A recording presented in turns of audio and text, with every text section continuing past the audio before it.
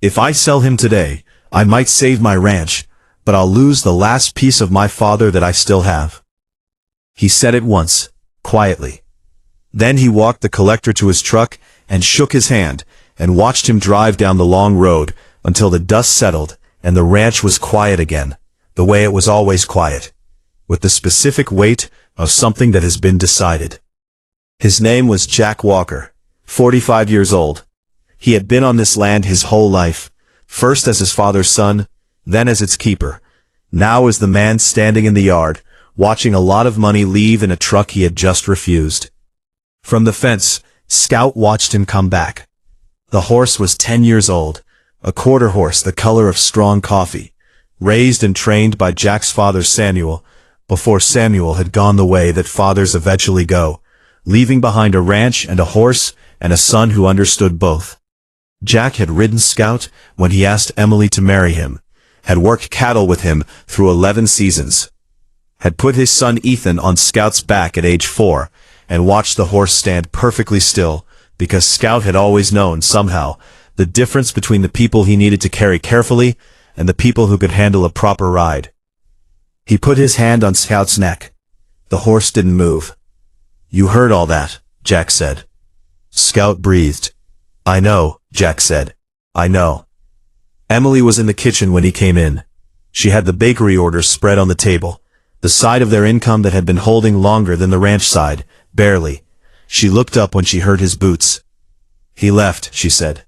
"Yes," Jack said. She looked at him for a moment. She did not say, "You should have taken it," because Emily Walker had not said that once in the weeks since the bank's final warning, and she was not going to start now. She pushed a coffee toward him. "We have 30 days, she said. "I know. We'll figure 30 days, she said. He sat down. He wrapped his hands around the coffee. He looked at the window and at the yard, and at Scout, visible from where he sat, standing at the fence in the October afternoon. He used to take Dad out every morning, Jack said. Even at the end, when Dad could barely get on, he'd wait. He paused. He always waited. Emily looked at her husband. She had been married to him for 17 years, and had learned in that time that the things he said about his father were always also things he was saying about himself. "I know," she said softly.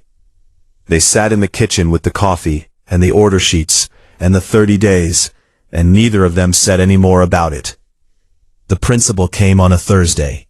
Her name was Carol Vane. She had been at the Milford Elementary School for 12 years, and had the specific organized kindness of a person who has spent her career paying attention to which children are not all right. She brought the director of the community center, a man named August Hale, who had worked with families in the county long enough to know what certain families needed before they knew it themselves. They sat at Jack's kitchen table and explained what they were asking. Children were struggling, not dramatically, quietly, in the specific ways that children struggle when something at home has changed or gone wrong, and there is no obvious room for it. Anxiety, withdrawal, the particular loneliness of a child whose world has become smaller than it used to be.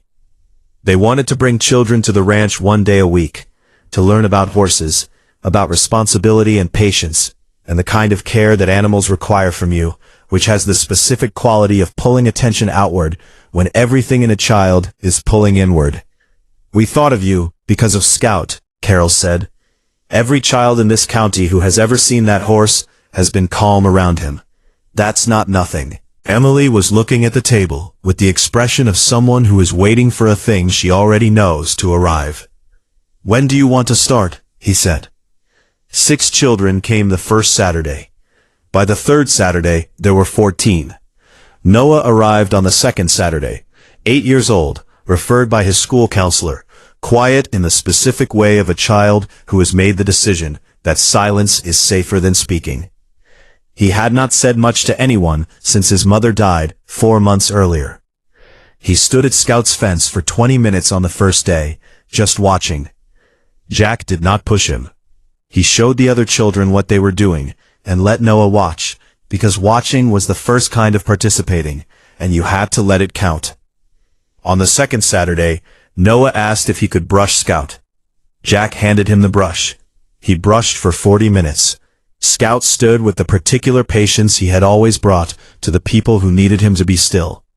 At the end of the 40 minutes, Noah looked up at Jack. "He likes it," Noah said. It was the first complete sentence anyone had heard from him in months. "He does," Jack said. "He's always liked being taken care of." Noah looked at the horse. "My mom used to say that," he said. "That everyone does." Jack said nothing.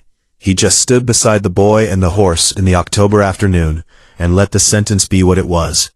The newspaper story came the following month. Local, then regional. The grant application that followed was written by August Hale, who knew how to write such things, and by Carol, who knew what the program had already done in 6 weeks, and by Emily, who knew the numbers. The Agricultural Foundation awarded it in January. It was enough to repay the bank loan without selling Scout. Jack sat at the kitchen table with the letter and read it twice. His mother Margaret, 70 years old, was at the counter. She had been on this ranch her whole married life, and had watched her son hold things together through 2 drought years, and a bank deadline, and a horse offer he had refused on the basis of something money could not measure. She read the letter when he put it down. She folded her hands. "Your father always said," she began. "I know, Mama," he said. "He said the things worth keeping are never the things that can be sold," she said.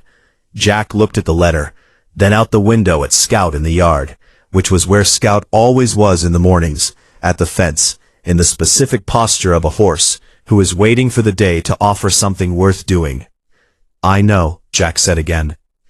That evening Jack stood at the fence in the last of the light, and put his hand on Scout's neck, and said quietly, the thing he had been carrying since October, "I thought selling you would save my ranch, but keeping you helped save something far more important." Scout breathed. The October air did what October air does. The ranch was quiet in the good way, the way it had been quiet when his father was alive, and the mornings were early, and the work was clear, and the horse was there. He had not saved the ranch by selling what mattered most. He had saved it by refusing to, and by trusting that the refusal itself was a kind of faith in something larger than the debt, in people, in community, in the specific unremarkable power of a gentle horse standing still, while a child who needed stillness found something to hold on to. Don't sell what cannot be replaced. The price they offer for what you love is never the right measure of what it's worth. Hold on. The people who need what you're holding are already on their way. If this story touched your heart, please like, share, subscribe, and comment. Let's spread more stories of kindness and hope together.